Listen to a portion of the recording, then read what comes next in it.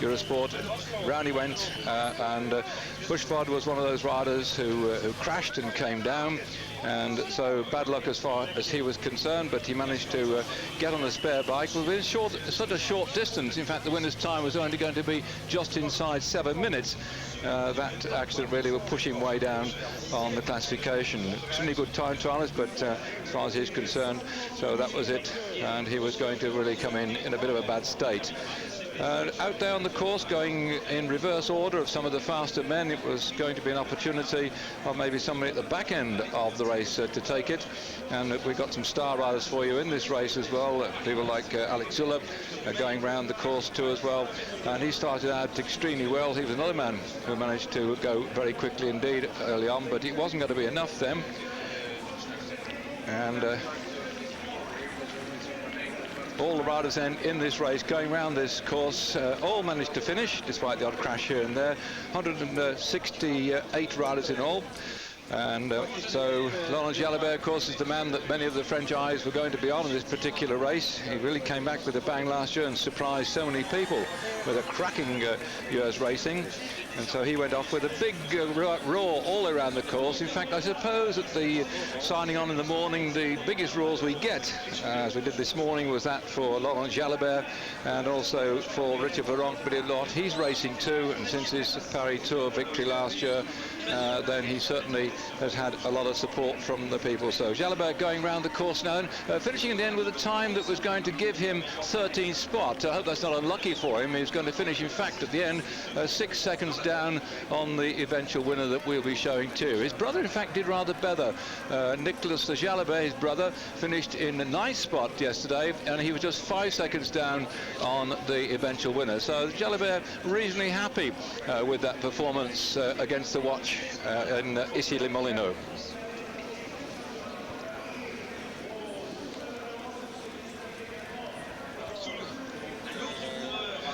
Well, Alex Zuller, the man that all the eyes were on, a very good, extremely good time trialist. He's won many prologue time trials starting up in races. My memory goes particularly to that one when he went and won the opening prologue time trial on the Tour de France at Den Herten, right up there in Holland. But had a pretty quiet season last year. He did ride the Tour of, the Paris-Nice and got himself a stage victory, but seemed to go into decline after that. His team Costen have strengthened their squad this year, and we like to see them in action, I'm sure, before we get down to Nice. They need the points. They need to get up there on their new Bianchi bikes, by the way. They've changed their supplier, and so we're now picking up Roux here, just about to start his way around.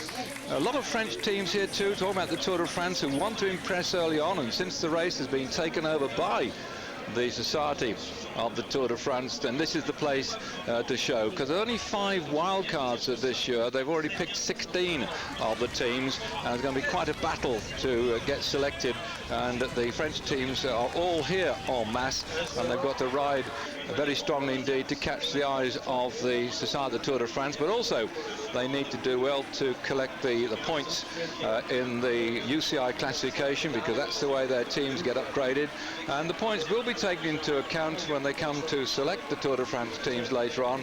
But in reality, to see or be seen in action is the best way. Now then, a man who, well, I suppose he didn't get any Christmas cards from Britain's David Miller, Bodrogi, the rider from the Mappe squad.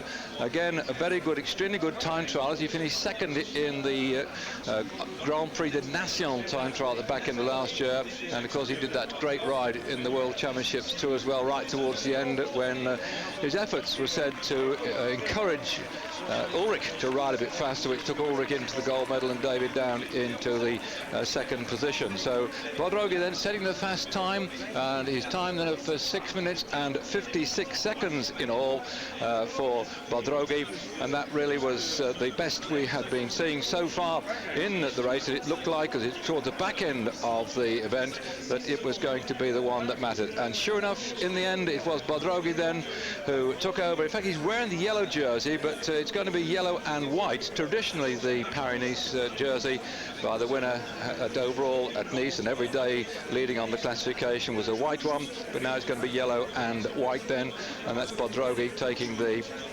jersey for the first stage, which would start then on Monday. Here we are now on Monday, looking back at what happened yesterday, Sunday, and Bodrogi, also an opportunity we're going to have to